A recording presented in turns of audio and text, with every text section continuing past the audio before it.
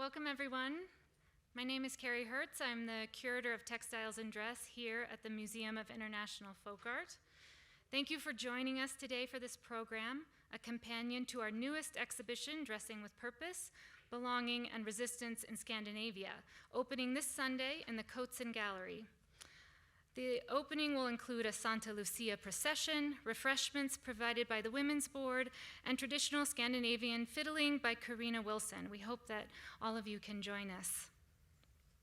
Today, we are thrilled to host one of our contributing consultants for the exhibition, Camilla Rossing, director of the Norwegian Institute for Bunad and Folk Costume.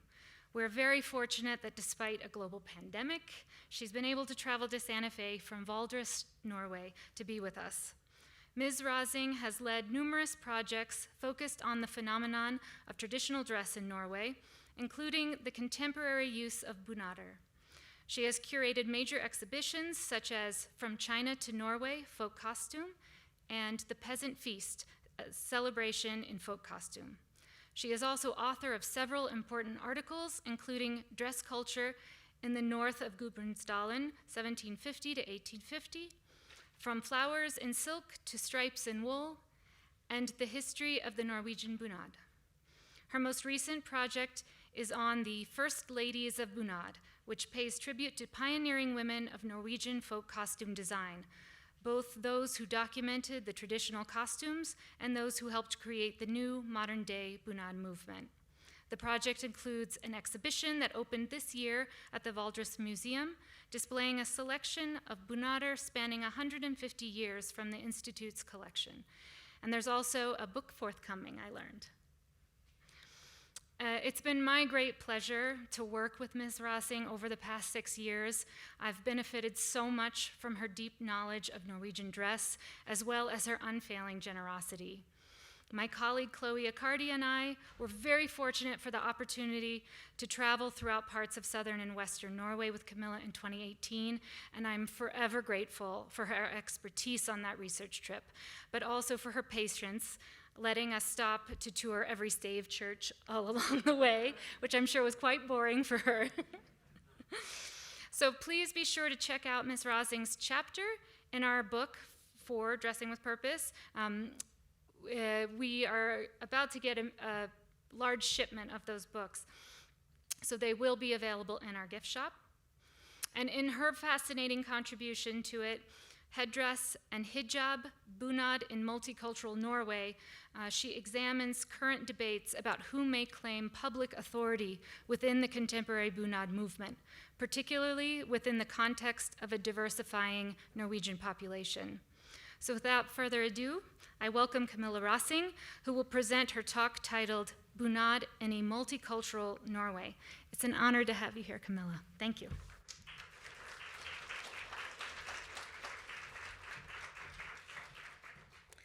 Thank you, Dr. Hertz.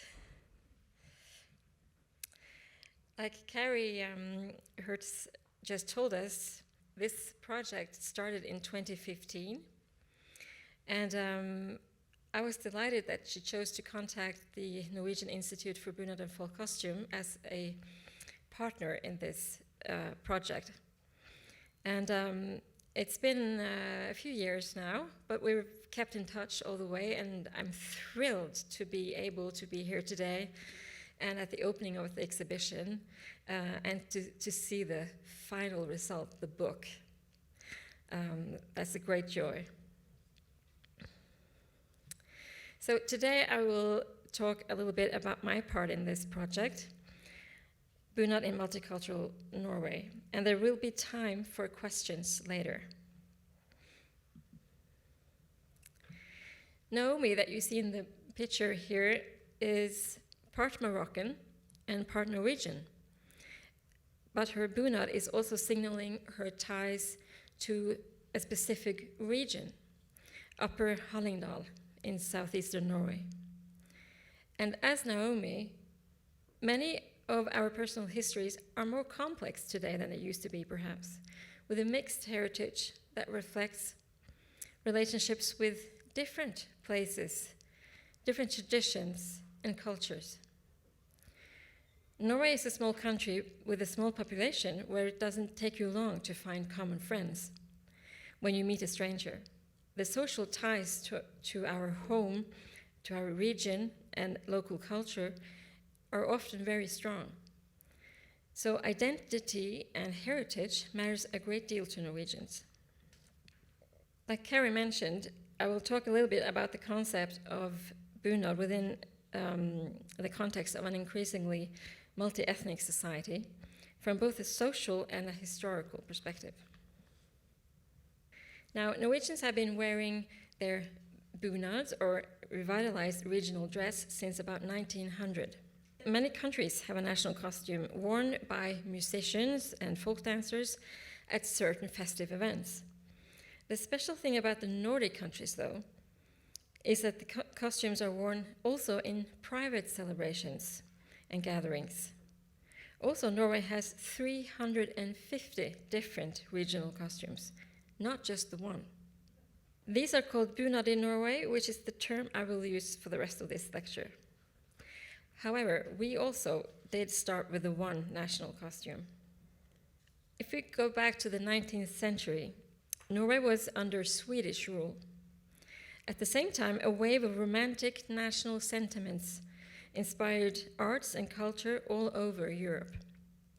In Norway, these sentiments became a catalyst to try to define, for the first time in centuries, what was truly Norwegian. After 400 years of Swedish and Danish rule, a lot of the Norwegian language and dress, traditions, had been defined by foreign impulses. Therefore, many felt the need to go back in time to find something more original and authentic. And they realized that the farming families in the country had, in fact, preserved a lot of the old Norwegian culture within crafts, traditional beliefs, dance, music, dress, and so on. However, at this time, farmers were also seen as a bit odd, old-fashioned, and simple. But this started to change. Slowly, the farmer rose to represent the true Norwegian culture. He became like a symbol.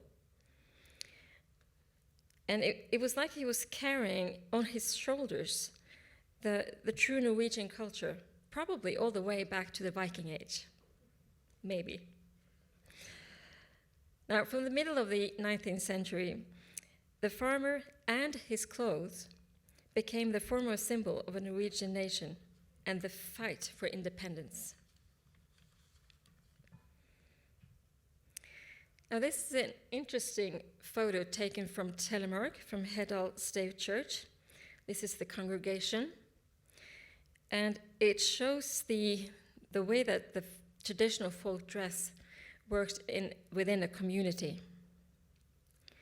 These are people living together in a farming area, like a village. And in many valleys and mountain villages, these communities had their own way of dressing, which differed both from other communities and villages, but also from the contemporary fashion. They would say, "This is how we dress in our village." And in a time where farms were very small and the economy tight, you had to be able to count on your neighbors. If something went wrong, if something extraordinary happened, like illness, hunger, and poverty, it was always a constant threat. And even though many of the Norwegian farmers actually owned their own land and their own farm, we know that there were many cases of farmers helping each other out, sharing the burden, coordinating their work to lessen the burden. In other words, it was all important to show your allegiance and loyalty to the community. You were dependent on it. It was to say, "I am one of you, and we are in this together." And it is here that we find that the way you dress becomes very important. By dressing in a certain manner, according to the custom, people demonstrated their place in the community. And in order to preserve a well-working community, there was likely to be a great level of social control. People watched each other. They followed each other. They made sure they behaved. This is for good and bad, of course. And if someone with a rather low social status suddenly were given a new modern hat or a new apron, a new coat from perhaps wealthier relatives in the city, it might not be tolerated by her fellow women. It was out of her place. This is, of course, not to say that the traditional folk dress never changed. It always changed, but slowly. And it seems like these communities independently chose to bring in certain impulses and rejected others. So it's not just a question of availability and economy. It was also about identity. But only certain people with a high social standing could have the leeway to change something substantial, to wear something more fashionable. This could, for example, be a priest's wife or the wife of a civil servant, someone with a certain position.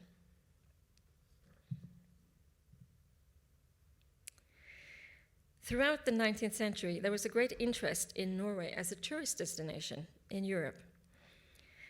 They saw Norway as something exotic and wild. Tourists wanted to sail the deep fjords in the West Country and to climb the high mountains. Even the women did, in skirts, can you imagine? Especially the Hardanger Fjord became very popular, and the traditional costumes in this area soon became a symbol of the region and of Norway itself. And in this picture, we can see Anna Jordal in the opening to her shop, and this is in Hardanger. She sold complete costumes to tourists coming on boats into the fjord. Soon, though, this new national costume was seen as something also fitting for young girls, for Norwegian people, and not only for tourists. And during the latter half of the 19th century, it became more and more important to show your national sentiments. These young girls often produced these clothes themselves in school, for example, and they became very often like a lesser copy of the original folk costumes in Hardanger. But that didn't really matter. It was their function as a symbol that was important.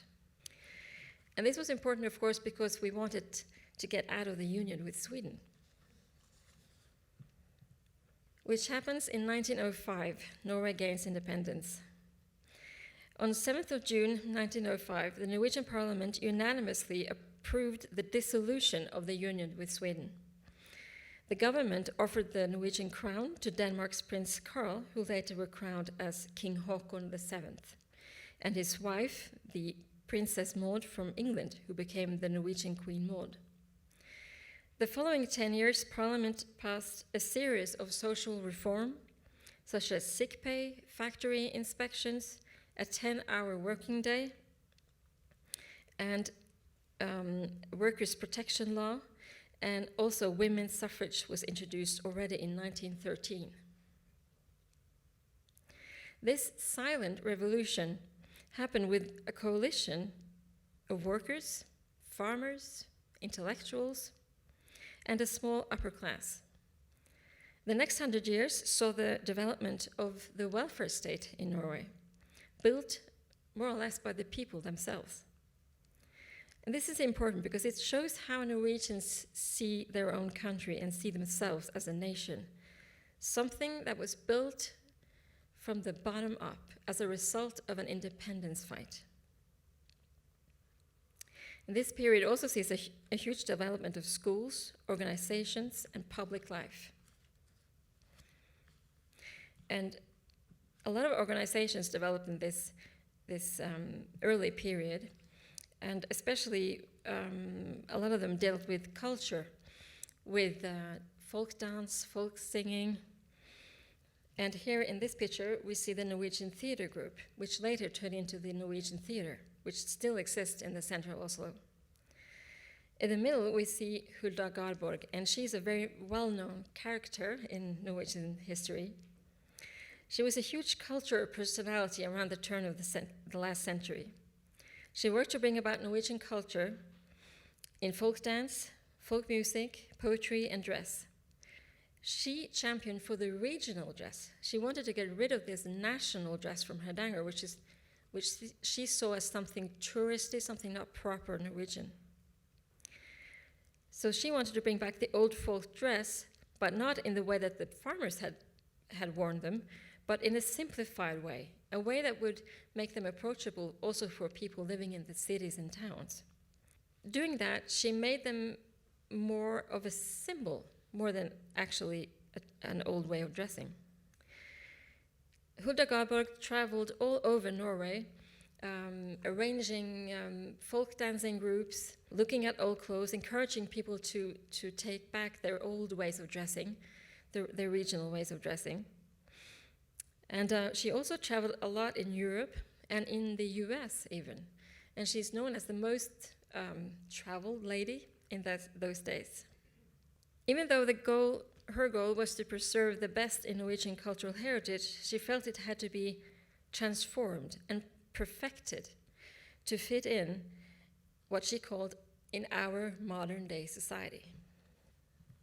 This is one of these folk music and dance groups that developed in this area, and these are the first people who start to wear bunad.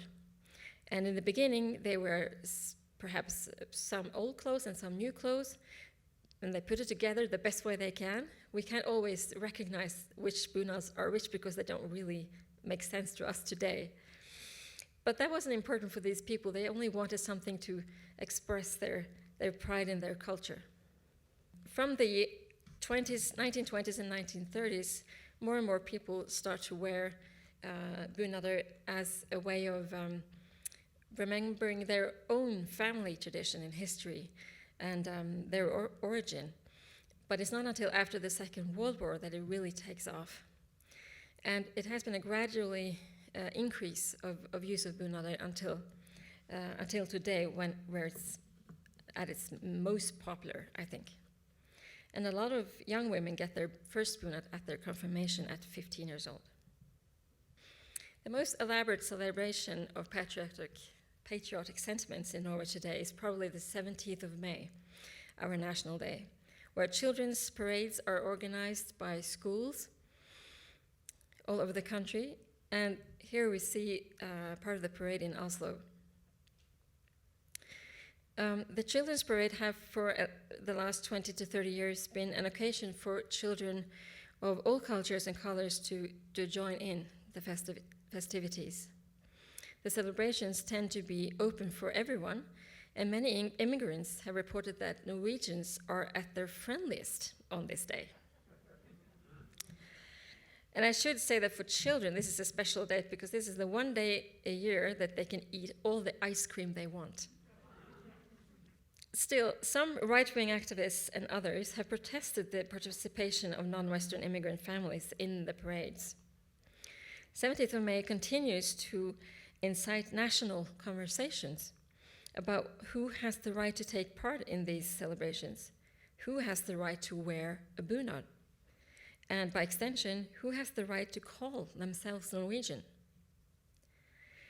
Previous research in Norway has pointed out that a multicultural nation does not have to be a society without national rituals and symbols.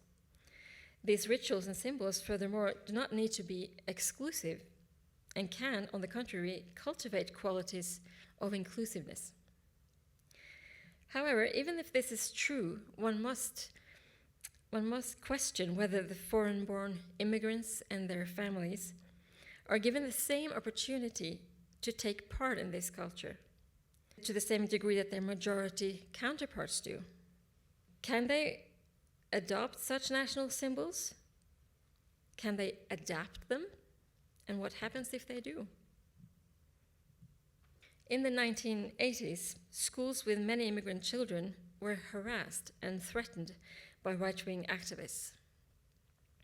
In the days before the 17th of May in 1983, a threatening message was delivered to Sagene Primary School in Oslo, demanding that the school did not march in the children's parade. They claimed that the presence of so many immigrant children would be a disgrace to national pride. The city council in Oslo did not want to bring public attention to this incident, but the teachers at the school reported the threat to the police, informed the parents, and canceled the school's attention in the parade.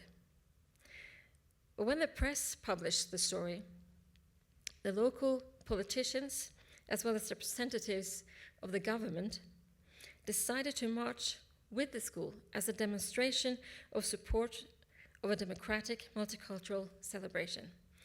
And this event is remembered as an important happening to change people's minds and the way that we think about immigration. And this image shows the Foreign Secretary Knut Frydenlund when he marches with the Sagene Primary School in '83. The next year, sadly, the threats were repeated, but the school decided to join anyway in the parades, and this year the pupils marched with rainbow-colored banners stating 17th of May for everyone, no to racism. During this project, I have researched a lot of media content, and I've also interviewed several people about their experiences as immigrants to Norway. Ribina Rana was the president of the Oslo 17th of May committee in 1989. She was an immigrant from Pakistan and a member of the Oslo City Council from 1995 to 1999. She was elected head of Oslo 17th of May committee in 1999, and as such, she was scheduled to walk in front of the parade as the first person in the parade. And Rubina decided to wear her brand new Oslo bunad for the occasion. And she said at the time that ordering a bunad was a part of her integration process into Norwegian society and a way for her to express a sense of belonging in her new country. Her planned attendance caused a debate in the media, and in the days leading up to the parade, she received several threats through her life. But she was determined to attend, and fortunately, the parade went very well. While critics reviewed Rubina's performance as a violation, being foreign-born and part of an ethnic minority, the Norwegian newspapers and most people call the parade a victory and a step forward for the whole nation. This image shows a group of reporters from the National Broadcasting Company on the spot reporting in Oslo on the 17th of May a couple of years ago. And they also was criticized for not being entirely Norwegian.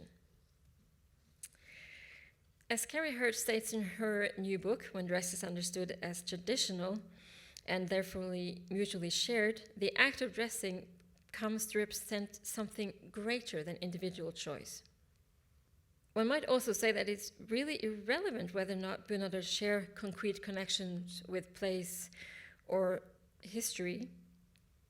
The more important thing is that for most people, it's the modern perception of and general idea about the connection between bunad and heritage.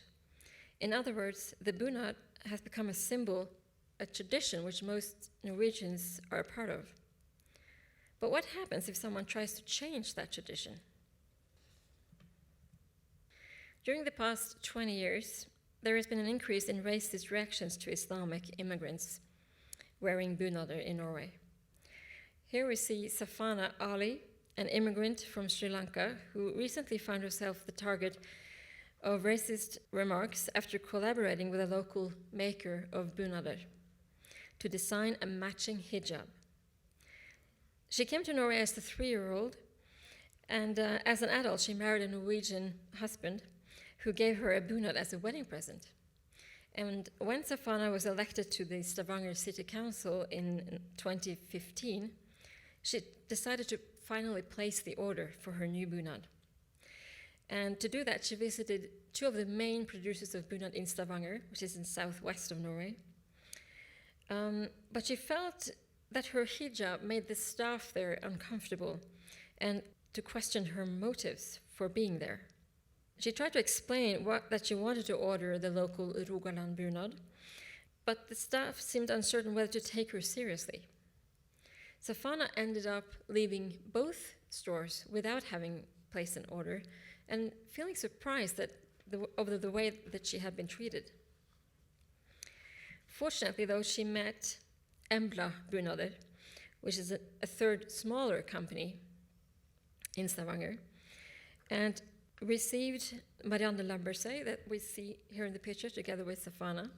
And together they worked closely to develop a special hijab to match the bunad. And this was actually Marianne's idea.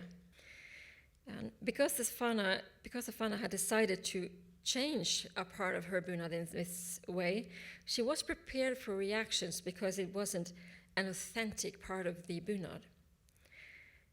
In May 2016, Safana returned to Embla's workshop to pick up her new bunad and matching hijab. Proudly trying it on for the first time, she posted a picture of herself on Facebook. In the days and weeks that followed, Safana was overwhelmed by racist comments and hateful remarks communicated through social media, through her posts, her email, phone calls, and even on her own doorstep.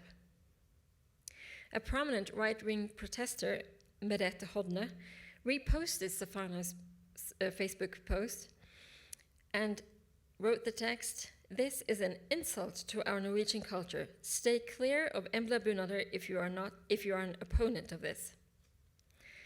Hundreds and hundreds of hateful comments about the bunad, and especially about Safana herself, soon followed. Meanwhile, supporters of Safana's choice and her right to wear bunad came from both political wings. I interviewed her that same year, and Safana explained that she was surprised by the intensity of these reactions, but was especially taken back about the people who harassed her, not only social media, but also in person. The debate that followed had a specific focus on Safana's person as a politician and as a Muslim woman. People accused her of promoting the Islamification of the bunad and Norwegian culture in general. Safana felt emotionally attacked and physically endangered, and in the end, she was offered police protection. On February 26, 2017, I met Safana in Oslo to learn more about her experiences and her perspective on the events that happened the year before. Growing up in Norway with parents from Sri Lanka, Safana had always considered herself to have a dual identity. She still owns several saris from Sri Lanka, but she also wanted a bunad, and she felt that it was natural for her to have one. Safana feels that immigrants in Norway should be proud to be Norwegians and to integrate into Norwegian society. To wear a bunad is a symbol of that and of that pride, she explains, and is therefore an important statement. For her, it was a personal and natural choice to wear a bunad, as it is for other Norwegian women, she said. Concerning her choice to wear a matching hijab with her bunad, Safana explained to me that I do not believe it is wrong to wear hijab with bunad. In fact, most of the bunader traditionally had headdresses, so I can see nothing wrong with it. On the contrary, the hijab fits the bunad. In this way, we show the diversity we have in Norway today by combining these. That's why it's so great with Norwegian society. If other girls are in the same situation as me, and they see me in my bunad, I may have broken some boundaries for a more inclusive Norway. And I can become a symbol of the diverse and the tolerant society. Safana is Norwegian, but she's also a Muslim. And this is a combination of identities that some Norwegians cannot find acceptable. As a visual symbol of the faith, the hijab can become the focus for debate. Safana chose to start wearing a hijab when she was 21 years old after making a pilgrimage to Mecca. According to Safana, this was the choice made freely for herself, on her own. And when I asked her what the hijab means to her, She simply said it was a religious choice, a demonstration of personal faith, and as such, something very private. This helps to explain why the strong reactions following her Facebook post surprised her. As a nation, Norway proudly promotes freedom, especially personal freedom of speech and religion, but Safana pointed out that she had experienced the limitations of those ideals. Now we're going to take a step back in time. To fully understand the debate surrounding Safana's Bunad hijab, it might be useful to study the historical context of the traditional headdress in Norwegian history and elsewhere. Christian, Muslim, and Jewish women have all covered their hair in the name of religion at different times through history. The square linen veil, which is the earliest known form of religious and traditional headdress, has a long history, perhaps even as long as 4,000 years. It was commonly used in both ancient Persian and Greek cultures, later also in Rome and then the rest of Europe. In Norway, we have a long tradition, ever since the Renaissance, I think, to wear some sort of headscarf or headdress to symbolize your marital status, among other things. Here we see Ågot Nos. She's a scholar from Norway who has published a lot of books about Norwegian folk costumes with her informant, Birgit Leksvold. And she has interviewed a lot of these elderly ladies, which in the 50s and 60s wore their traditional headdress every day. They might have varieties throughout the week and through the year, but they wore it every day. And she talked to these women about why it was so important to keep it. And one woman explained to Ågot that it's how you honor your husband. And this was in the 50s. Others mentioned that being properly dressed with hair and head covered was a way to respect the church and to honor God. When Ågot Nos asked another of her informants if she would still enter the church when she was too old to put on a rather complicated headdress, she simply answered no. And that tells us something about how important that headdress was. Though the women that Ågot Nos interviewed in rural Norway during the 1950s and 60s described their headdress as emblematic of both religious piety and marital duty, recent debates over hijab shows a striking lack of knowledge about Norwegian sartorial history. In an article for Dagbladet in 2004, a woman called Elisa Ingebrigtsen strongly differentiates hijab from the tradition for Norwegian scout, which is the Norwegian word. And she writes, "The scout is an honorable Norwegian headdress, a garment which has been used for protection against the weather through many generations, mainly by aging wives." Ingebrigtsen positioned the Norwegian scout as a symbol for something practical and sensible, neglecting its other possible functions, but saw the hijab as singularly and exclusively a sign of women's oppression. Now we're going to meet Aisha Khan, and she is a member of the Bunad and Folk Costume Council, which is the council that gives the Norwegian Institute for Bunad and Folk Costume advice and evaluates their work. Aisha Khan was one of the children who attended Sagene Primary School and who marched in the 17th of May parade with a banner across her chest saying no to racism in 1984. In 2012, she was appointed by the Ministry of Culture to the Bunad and Folk Costume Council, where she is sitting until 2022. Aisha was born in Pakistan in 1974. In 1976, her parents brought her to Norway in hope of a better future. Today, Aisha has a bachelor degree in social anthropology, this is a very difficult word, and is employed by the city of Oslo to work with immigrants. Throughout her adult life, Aisha has been determined to take an active part in the Norwegian society around her, whether it's on her son's soccer team or as a member of the Norwegian Association of Women's Rights, which is one of the oldest women's rights associations in Norway. Aisha explained to me in similar ways to Safana that the inspiration to wear a hijab came after a pilgrimage to Mecca in 2008, when she was 33 years old. During the 5 months she spent in Mecca, she made a decision as a part of a deeper realization of her religious beliefs.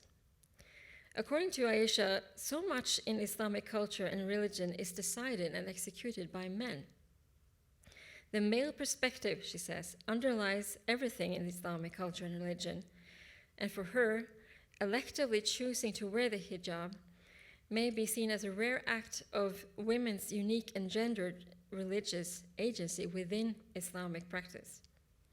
By actively and independently choosing to wear a hijab, a visible symbol of her faith, Aisha makes a political as well as religious choice. As a council member, and this is the council on a visit to Finnmark, northern Norway, where they visited the summer parliament in Karasjok and the cultural historical museum called the Ridderduottar-museet. And we also visited a traditional craftswoman.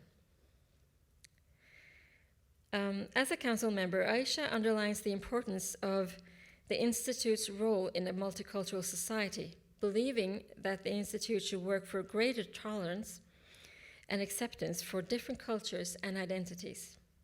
People should feel free to integrate, being active members of society without fully assimilating or giving up important facets of their complex cultural identities. For that reason, she sees no contradiction between a bunad and a hijab, even when worn together. She explained to me, if I ever was to start wearing a bunad, I would want to wear my own hijab with the bunad. She does not, however, see herself free to create a special matching hijab, as Safana Ali did, which in her mind would be to take inappropriate liberties with the bunad tradition. So she disagrees with Safana a little bit. Therefore, not surprised when Safana's bunad hijab raised a lot of negative attention. She points to the early bunad movement and its association with the fight for an independent Norwegian state. Aisha believes these proud national feelings might easily rise to the surface whenever Norwegian feels or perceives a threat to the Norwegian culture. Aisha believes the level of aggression that Safana experienced had to do specifically with the hijab's Islamic origin. In Norway, Islam, this is her words, in Norway, Islam is viewed as something very threatening, something totalitarian, and Safana's actions were viewed as an attempt to Islamize the Norwegian bunad. Aisha believes traditions will always change, as the bunad tradition has done through its 100-year-long history, but changes may be resisted when they're first introduced. She mentioned how many more immigrants wear bunad and a hijab today, and it's becoming more normal. But very few, if any, have copied Safana's style of hijab with bunad embroidery. And Aisha said, I see the bunad tradition as something sacred, specifically curated by certain professionals. There's a difference between those people who craft and weave and embroider the bunadr and those who simply wear them for 17th of May or their confirmation. And by saying this, she perhaps implies that a certain level of expertise or authority is required to change and establish bunad.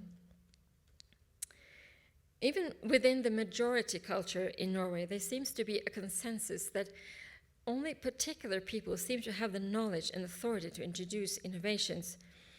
And for individuals seen as foreigners, they are granted even less leeway.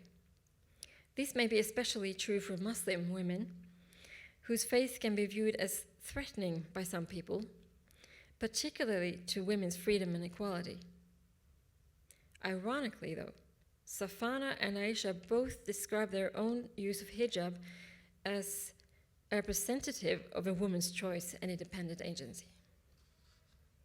A conservative understanding of tradition is perhaps typical of what we might call summarizing symbols. They are seen as something untouchable and sacred.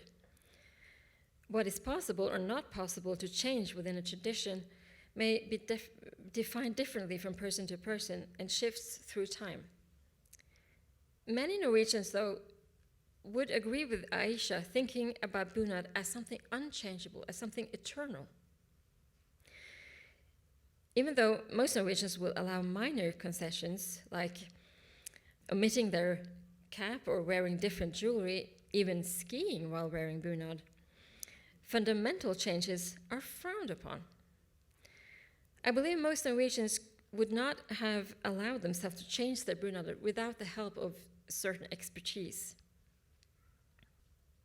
Most Norwegians, though, seem to agree on a basic understanding of the norms guiding the tradition, and Aisha's view on the subject seems very much in line with the common opinion. Her point of view might be called normative then, but her opinions might also have been affected by her time as an informed member of the council. As symbols, styles of dress may serve, depending on the context, different functions and meanings, and they may vary in their emotional strength for observers. Sherry Ortner's term key symbol or summarizing symbol is especially important here. Summarizing symbols are essentially sacred catalysts of emotion, like the national flag or the cross in Christianity, and perhaps even the Norwegian bunad. These symbols do not usually encourage nuanced reflection, different meanings. Instead, condescending complex ideas about an imagined whole into a single representative sign. Ortner argues that summarizing symbols usually inspire greater cultural restrictions around their use, which is very true when it comes to the Norwegian bunad. For both bunad and hijab, there can be a great number of socially enforced rules, guidelines, as well as sanctions meant to prevent their misuse. This is a picture which shows one particular bunad. It's called the Romerike bunad, and it's made in 3 different colors, blue or red or green, I think. And they're all exactly the same. You cannot add anything to this. Silk scarves, for example, which many bunads use, are not used with this bunad. And if you do wear it, you will be told that it's wrong, usually by the neighbor, wife, or... So Norwegians are a little bit strange when it comes to their bunad.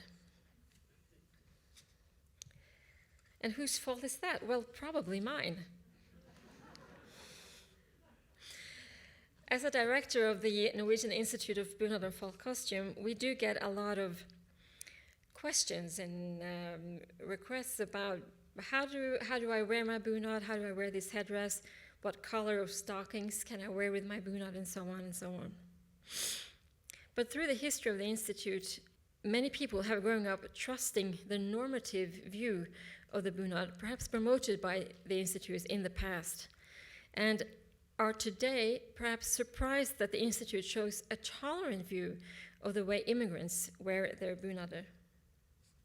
In my view, the Norwegian Institute of Bunad and Folk Costume must remain aware of the potential influence and power that it possesses in a shifting cultural landscape of ideas, identities, and symbols. Therefore, NBF, which is the acronym, nowadays works more widely and broadly with the bunad phenomenon. These new efforts include researching both historical and contemporary issues, and adopting a greater willingness to speak publicly about political issues, and initiating cooperative relationships. NBF has increased efforts to maintain open dialogues with immigrant communities, minority groups living in Norway today, including the Sami and Romani people. NBF has also been involved in several projects researching the use of bunad among minority and immigrant groups over the last decade. And all of this is new for the last 10 years. Most importantly, NBF's advisory board, the Bunad and Folk Costume Council, now include members from a varied background. This infusion of new perspective has had a fundamental impact on the activities and orientation of the Institute. The Council, for example, has encouraged engagements in more international networks in order to gain important experience and new perspectives and to widen our look on the Norwegian Bunad today. In today's multicultural society, a more pragmatic and practical view of Bunad is perhaps necessary and sensible. We all have complex identities and backgrounds. And as Safana Ali argues, it should be possible to acknowledge such complexity through dress. By combining key symbols in her life, she states, "I am both Norwegian and a Muslim. My bunad and hijab reflects that, and I'm proud of it." Thank you.